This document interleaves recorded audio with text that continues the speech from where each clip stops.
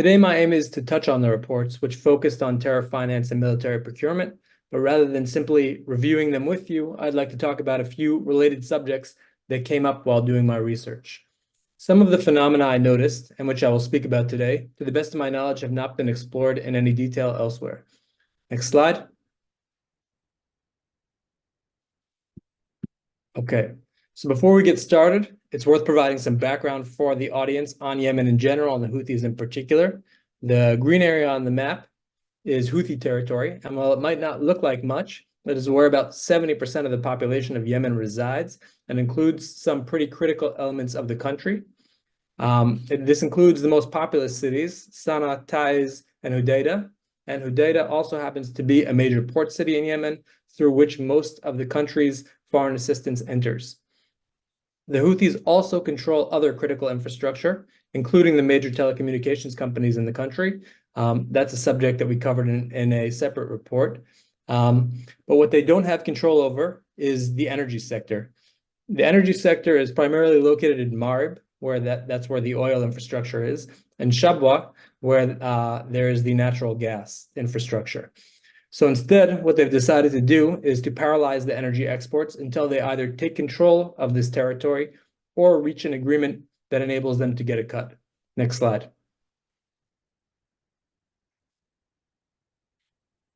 So the report on terror finance focused on Houthi support for Hamas and to a lesser extent Palestinian Islamic Jihad. It looked at the 2021 campaign, which raised several $1 million for the groups. But like clockwork, 2 weeks after this report was released, a new campaign to support Palestinian terror was launched in Yemen following October 7th. And this time, though, it's worth noting that in addition to the usual suspects, the same entities that were involved in the previous campaign, we saw more direct involvement from the Central Bank of Yemen in Sana'a. What became apparent from these events, in which the Houthis expressed support for Palestinian terror groups, while standing over wads of cash they were handing over to them, was that these Palestinian terror organizations have a significant presence in Sana'a. These Palestinian groups do, and for a long time have done, joint events with each other that indicate a cooperative or symbiotic relationship. What we are seeing today in Gaza, in terms of coordination between Hamas, PIJ, and the PFLP, we may have seen hints of this for the past few years in Yemen, despite the fact that in Gaza, things appeared to be very different. Next slide. Hamas is by far the most prominent Palestinian terror organization in Sana'a and appears to have the largest representation in terms of numbers. However, the organization is aiming to toe a very sensitive line between being graciously appreciative of the Houthi efforts for fundraising and publicity on their behalf, while avoiding taking sides in the conflict. In 2021, Hamas officials issued a statement that was overly supportive of the Houthis and received a backlash from elsewhere in Yemen and the Arab world. This is because theologically, Hamas should be more aligned with Yemen's Islamist Islah party than with the Houthis. However, Hamas's participation in the axis of resistance alongside the Houthis and the Houthis' willingness and ability to support Hamas means that it is in Hamas's interest to gravitate towards the Houthi camp. So now that we have this picture of Hamas's, delegation in Sana'a, what we can do is we can look at a few of the representatives. So the most prominent member of the Hamas delegation in Sana'a, who participates in most of the public events, is Moaz Abu Shamala. And you can see him here. He's in the front row, fourth from the right. He is apparently considered by the Houthi officials to be the chief of mission. He is likely the same person known as Moaz Akil, who served as the DCM in Hamas's office in Sana'a several years ago. Also present is the director of the Hamas office in Sana'a, Omar al-Sabahi. He is in the front row on the far right, and he is often photographed alongside Abu Shamal at public events. The other four known members of Hamas's office in Sana'a are Yahya al-Hirazi, Khalid Qasim, Abdallah Hadi, and Adel Sinan. Next slide. So PIJ is in some ways a much more natural fit for the Houthis, given their long-standing and smoother relationship with Iran, and the fact that unlike Hamas, they do not belong to any regional Islamist or Muslim Brotherhood network that might identify them with Yemen's Islah. However, PIJ is a numerically smaller organization than Hamas and does not directly control any territory. So it is unsurprising that PIJ's office is smaller than that of Hamas. But like Hamas, PIJ is included as a beneficiary in the Houthi public fundraising campaigns, both of 2021 and of 2023, though it is not known exactly how the money is divvied up between the organizations. The PIJ members known to be present and active in Sana'a include Majdi Azam, the gentleman in the lower picture on the slide. Majdi Azam is the leader of PIJ's representation in Yemen. He is believed to have served in that role from around 2020 onward, and there are unverified reports that he is actually a secondary school teacher in the field of Islamic education in Sana'a. Above him, with the shaved head and the suit standing over the large wads of cash in the center of that picture, you can see Ahmed Baraka. Ahmed Baraka served as the PIJ representative in Yemen since 2009. So it's pretty interesting that he's been there actually since before the Houthis took over, and even in the Saleh era. He seems to be the public face of the organization, and he participated in many public events instead of the more senior Azam. In a recent meeting between Baraka and Yemeni tribal chiefs, they told him they'd be glad to contribute soldiers to fight against Israel. And in an undated interview with Baraka, from some time between 2021 and 2023, he says PIJ are not yet militarily coordinating with the Houthis, but they are impressed by and interested in learning from the Houthis' military industrial capabilities. Next slide. So in addition to these, the main Palestinian terrorist organizations that you saw in the previous slides, there are some of the more obscure Palestinian terrorist organizations also maintaining a presence in Sana'a. You have the Democratic Front for the Liberation of Palestine. You can see Khalid Khalifa, who is the representative all the way on the left, the picture all the way on the left. He's the individual sitting on the right with Ali Al-Kahum on the left. You see in the center, you see the insignia for the PFLP, the People's Front for the Liberation of Palestine, and they have two representatives, Amr Khanam and Ibrahim Nassuh. And then all the way on the right, you have the Popular Struggle Front, which is a much more obscure Palestinian organization, and their representative in Sana'a is Tariq Lulu. The PFLP and the DFLP appear to coordinate their activities in Yemen very closely with the Palestinian Islamist groups, joining them for joint events to meet Yemeni counterparts. Their messaging to Houthi-controlled media also appears closely coordinated with the Iranian regime on international affairs, highlighting a belief that the Palestinian struggle is part of a broader struggle against the US-led world order. Next slide. So this slide has a few images from the 2023 campaign. And what you can see in the top right is the commander of Yemen Special Forces in the center of the picture wearing a uniform. And he is standing over wads of cash that he has collected from his troops in order to donate to Palestinian terror organizations. And that's obviously the old school way of doing it. There's more modern ways of collecting these funds, and that you can see from a graphic on the upper left side. You can see that the central bank, the bank account 60000, is an account to which you can deposit if you want your funds to reach the Palestinian resistance organizations. You can also deposit them through the Yemen Post banking system, an account 1140. And then, of course, you have the option of making the deposit electronically via your mobile phone account. If you text the number 1140. What's interesting about the electronic deposit via mobile device is that previously it was primarily done through Yemen Mobile, which the Houthis have really controlled from the outset after they took Sana'a. What seems to have happened is this service is now available via all of the MNOs operating in Houthi territory, and this is likely a result of the Houthis consolidating control over the MNOs within their territory over the past couple of years. Next slide. So this is just a review of the different entities involved in terror finance or financing Palestinian terror groups within Yemen. You have the MNOs, Yemen Mobile, U Mobile, and Sabaphone. You have Yemen Post, as we mentioned. Then, of course, the central bank of Sana'a. The MTIT, the Ministry of Telecommunications and Information Technology, oversees Yemen Post and Yemen Mobile. But in addition to just overseeing these channels, it's not only doesn't only serve as a channel. MTIT is also a donor, at least it was to the 2021 campaign. So it not only facilitates these transactions, but actually contributes to them.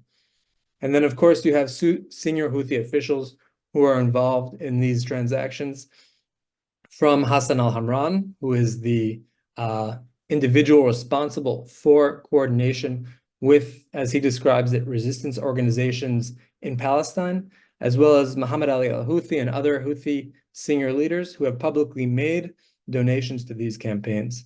Next slide. So I think seeing a destitute place like Yemen donating funds to Gaza, which until recently, I would say had a comparatively better standard of living, really raises a question of why would the Houthis send money to Gaza?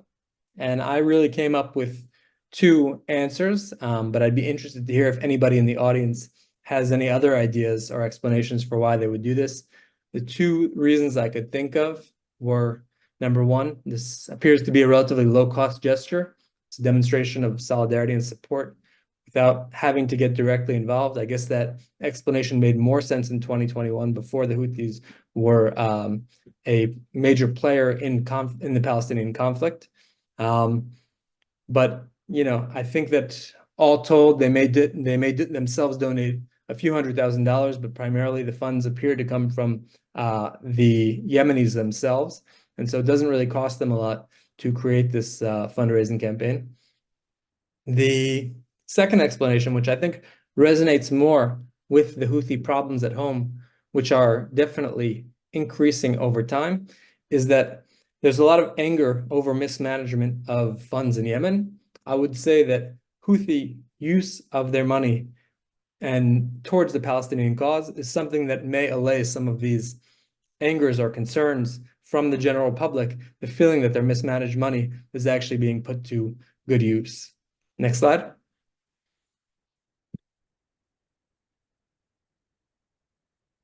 So, unfortunately, we have seen the results of Houthi procurement demonstrated over the past few months. The major upgrades to their arsenal, including PGMs and ballistic missiles capable of traveling 2,000 to 2,500 kilometers, were presented in the military parade in Sana'a on September 21st. Only a few weeks later, as if on cue, the Houthis demonstrated their newfound range in attacks against Israel. Next slide. In terms of Houthi procurement, I think that the story of Abdullah al-Shair is representative of how a lot of things work in the Houthi regime. So just to go over this story very quickly, Abdullah got the job leading procurement efforts for the Ministry of Interior, where he served until 2018, because his brother Saleh was an arms dealer to the Houthis when they were still just a guerrilla group, before they had taken Sana'a. After the Houthi rise to power, Saleh was promoted to Major General and led Houthi procurement at the Ministry of Defense. And he, of course, brought his brother Abdullah along with him, and Abdullah was promoted to Brigadier General and also given a role in the procurement space. As noted by the Department of Treasury, the Houthi regime uses ill-gotten gains from expropriated companies in order to fund their procurement efforts. Sometimes there's a fusion of many different aspects of the Houthi regime in one picture, and I'd say that Yemen Armored appears to be case in point. Yemen Armored is a private security company which was confiscated from its previous owners who are affiliated with the Islah Party. After that, Abdullah al-Shair was placed as its caretaker. Since then, it has sent millions of dollars to Abdullah's nephew Raid, but I suspect that it's also doing two other very important functions. It is allegedly serving as a front to purchase dual-use goods or even military law enforcement equipment, because it may be better placed to evade the arms embargo on the Houthis, as it is a private company providing security to globally recognized INGOs. According to Yemen Armored's website, their customers still include UN offices and residences and international organizations' offices and residences. Some of these revenues may be pilfered by corrupt officials, while some could very well be going to procuring military goods for the Houthi regime. It is also reasonable to assume that money paid by these INGOs, who are Yemen armored customers, for security is somewhat analogous to paying the mafia to keep an eye on your storefront. Doing so through a private security company may be the veil of legitimacy necessary to enable these shakedowns of INGOs, as the organizations likely need to account for the use of their funds and cannot very well include bribery as a line item. Next slide. So just a few comments before we move on to the questions and answers and then to Raz. This slide really emphasizes what I had noted in the previous slide, that many senior Houthi officials have no experience or qualifications other than their loyalty and their last name. In the Saleh regime, there was also a great deal of corruption and nepotism. And so while appointees may not have been especially competent, they were at the very least more experienced because the Saleh regime lasted for a lot longer. If I recall correctly, of all of the many generals mentioned in the procurement report published by CEP, only one was a career officer who managed to survive the fall of the Saleh regime and then the Houthi-Saleh split. Titles in the Houthi regime, whether it is for a general or for ambassador, is above all a reflection of how the Houthi regime perceives you in terms of loyalty and your familial ties. Next slide. So this last slide, I think, is worth mentioning on the heels of a piece I co-authored for Quillette. The basic claim was that authoritarian regimes like the Houthis have turned exploitation of aid into a science. This is relevant in the context of companies like Yemen Armored, providing them with security, but it is deeper than that. On the top picture, what you can see is the UN representative in Yemen meeting with Houthi officials, including intelligence chief Abu Ahmad al-Marani. Al-Marani is now sanctioned for human rights violations, including the detainment and torture of humanitarian workers. This and many other data points indicate that the issue of humanitarian assistance is dealt with at the highest levels of the regime.